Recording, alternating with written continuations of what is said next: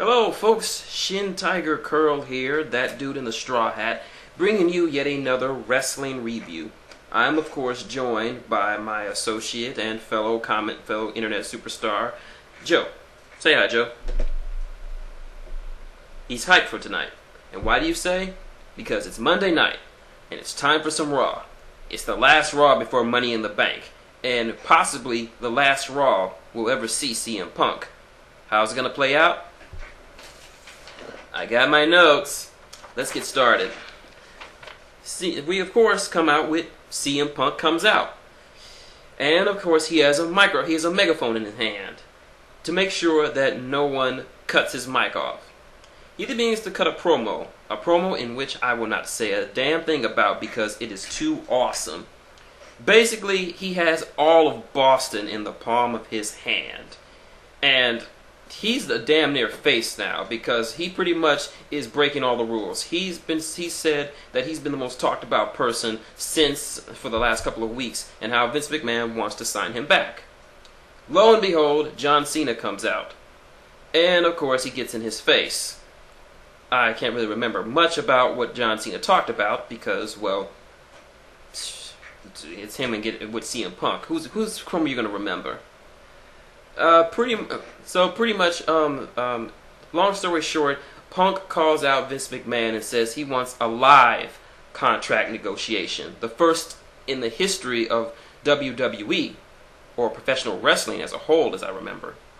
Then, the Raw general manager chimes in. He says that tonight could be also John Cena's last night on Raw, so he'll give him one last great match, a handicap match. And who will be against? None other than the Nexus members, Michael McGillicuddy and David I Can't Wrestle for Shit Otunga.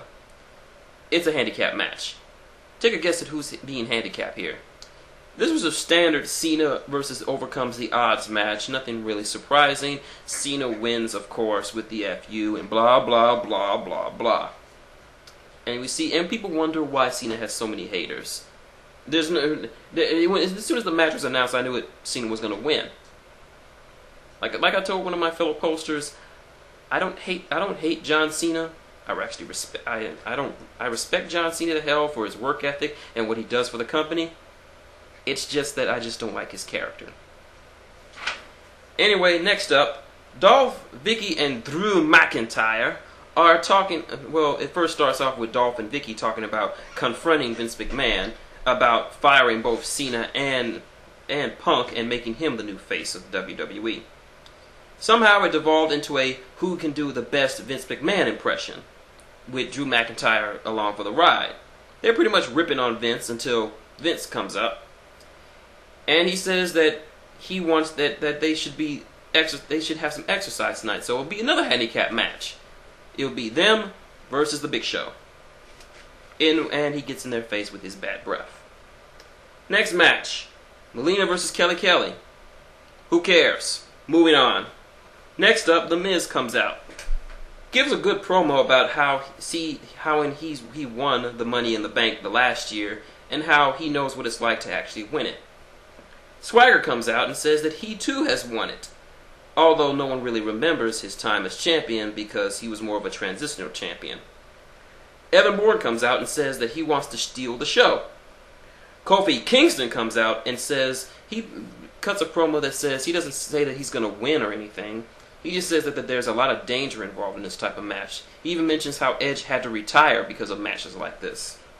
Truth comes out, cutting one of the most hilarious promos I've ever heard, saying that he's meant to say he was scared of heights, but said he was scared of spiders, and said that if he opens that briefcase and finds a spider in it, that briefcase is gonna get got. Riley comes out and chases after The Miz. ADR comes out, Alberto Del Rio, and is pissed that he has to be in Money in the Bank since he beat he beat Rey Mysterio to become #1 contender. Then the Raw general manager chimes in and decides to make a six-man tag.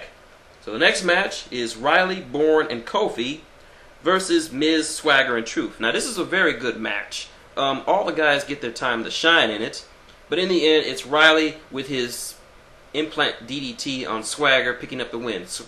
Riley's on a roll, but he gets a skull-crushing finale for his trouble, and everyone pretty much gets in the ring and starts hitting their signature maneuvers and whatnot. Then ADR hits the ring, ladder in hand, and starts laying dudes out left to right when he was the last one standing. He got a little pop from the Beantown crowd. Next up, we got a small little promo for Burn Notice this Thursday, where the Big Show will appear on it. Hey, if Bruce Campbell says to watch it, I'm fucking watching it. And so is Joe. We go to our next handicap match. Dolph and Drew versus the Big Show. The match is foobarred because Big Show pretty much beat the ever-loving hell out of Drew McIntyre, which caused a double countout, I think. He beats him all the way to the top of the stage and prepares to chokeslam him off, when Mark Henry comes juggernauting his way into the scene and hits the Big Show, but I guess he didn't stop himself, and the momentum caused him, Big Show, and Drew to fall off the stage. Now, I don't know if this was planned or not, but someone needs to check on Drew because he fell off the stage onto the concrete. He didn't hit them. He didn't hit the mat. So I don't know if this was planned or not. I hope all the guys are okay. And I'm really looking forward to their match this Sunday. And now the moment you've all been waiting for. CM Punk, Vince McMahon, a live negotiation. And I will say this. What happens is probably the best 20 minutes of a promo I have ever seen in professional wrestling. I really can't think of anything off the top of my head to match it. I mean, it starts off with Vince trying to downgrade Punk, calling him a punk because that's what he is. But Punk is just doesn't care. He is just shooting the shit. They even go off book, and Vince calls him out of his real name as Phil, or I think it's Philip, or I don't know what CM Punk's real name is.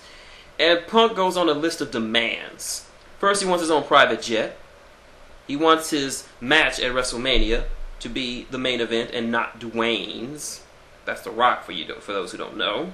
He even asked to have the WWF bring back their ice cream bar. Those things were delicious. Mouth watering just already. But basically, he wants him to apologize to CM Punk. CM Punk goes on and rails at Vince, saying that he doesn't understand what the wrestling fans want in 2011. He wants him to even apologize to guys to apologize for letting go guys who never got a chance. Personal friends of his, Colt Cabana being one of them. That's right. Boom Boom got another shout out. And he just wanted Vince to just apologize. Vince tries, but Punk is not convinced. And he literally, I didn't think there was any superstar or wrestler outside of Stone Cold Steve Austin who could talk to Vince the way he did. He had Vince right where he wanted him. He might as well have bent Vince over that table, pulled his pants down, and ass fucked him for 10 minutes straight, because that's what it looked like. Vince was seething. I don't know if that's him being a great actor or just being actuality, but Punk said what he wanted to say and was just butt-fucking him endlessly. And just when he was about to sign it, John Cena comes out. Cena says, I hope they're having a good time, cuts his usual promo, then he starts to slip into that heel mentality, I guess, back in the day. His Boston accent starts to come through. That Bostonian accent starts to slip in. And he talks about how much he hates CM Punk. How much he would love to rip his face off and crap on it and have his dog piss on it because he hates CM Punk and wants him to sell it in the ring. He talked about how CM Punk maybe says he's the voice of the voiceless, but he's walking away.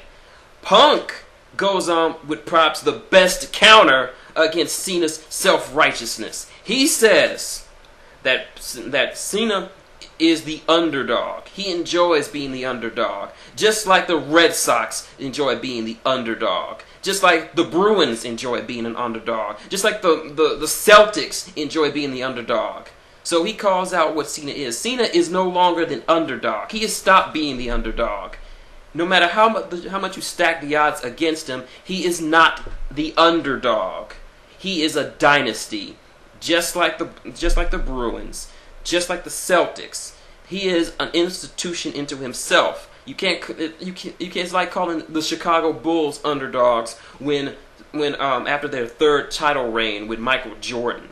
He calls Cena out and says what he is. And all this while John Cena's father and wife were outside the ring. And he pretty much he does the one thing you never call a Bostonian. It is a death sentence in the streets. He said that he likened John Cena to being the New York Yankees. And Cena sucker punches him. Then Punk runs off spouting obscenities, saying that you're just like Jeter. You're just like all those other New Yorkers. Then he gets on the mic and he says, I'm going to say what I've been meaning to say. I'm walking away because I'm tired. I'm tired of you, John Cena. And at one point in the other promo, he was talking about how he was at WrestleMania 22, how he was one of those guys in the trench coats waving around a Tommy gun. So now he says when this Sunday, say goodbye to the WWE title to John Cena and to CM Punk, and he tears up the contract, not even going to re-sign. And Raw ends. My verdict: that was the greatest moment in professional wrestling history. Ladies and gentlemen, we have witnessed wrestling history tonight. CM Punk will now probably be the most talked about wrestler, not just of the week, not just of the month, but probably for the next year, maybe the next couple of years. People will be will be talking about his promo for years. In the same way they talk about Heyman's shoot promo against Vince McMahon. The same way they talk about JR's shoot promo. The same way they talk about there's a ton of other shoot promos that they're talking about. This is one of those promos. People are going to be talking about it for years to come. Punk has even if it's true that Punk leaves, he has already cemented his legacy. And right now, there is no way that John Cena is going to walk into Chicago with so much hostility against him. I'm scared for his life, because right now CM Punk has the fan base firmly behind him, and John Cena doesn't. Not even if he does, the little kid's been drowned out by the real wrestling fans, those who actually give a damn. And I applaud you, CM Punk. I will get down on my hands and knees. I'll be the first person to convert to the CM Punk Kiss My Ass Club, because you are a magnificent bastard, CM Punk, and I applaud you. Joe applauds you. Hell, everyone on the CBR forums, wrestling forums, Legato, Super ECW Fan, Kiff, who else? Thunder Monkey, who else? Anyone else? Shilden, or whatever your name is. You know, the one with the double D's. We all applaud you. You have said what we have been feeling for the last couple of years. You have re-energized a stale brand into something that we can watch now. And I wasn't going to do this, but I am seriously considering ordering Money in the Bank. And I want you to order Money in the Bank too, because this is a must-see pay-per-view. I have not been more excited for a pay-per-view event in a long time, more so than I have for WrestleMania. So if you are a wrestling fan, if you are a fair-weather wrestling fan, if you don't know anything, if you only know barely enough about wrestling to get by in the world today, I suggest you stream it, watch it on pay-per-view, go to a bar, watch it with your friends, enjoy some chicken wings, throw back a couple, and watch Money in the Bank, because some history is gonna be made Sunday, and I am begging you to watch it, because history doesn't happen a lot, especially in professional wrestling. But that's my thoughts. My thoughts: a mediocre Raw, but epic thanks to CM Punk. But that's my thoughts. Tune in Thursday where we'll see the backlash from Destination X, as well as a title match between Joker, Sting, and Mr. Anderson. Until then, it's a shintigercurl, that dude in the straw hat, and Joe, saying goodnight and wrestle on.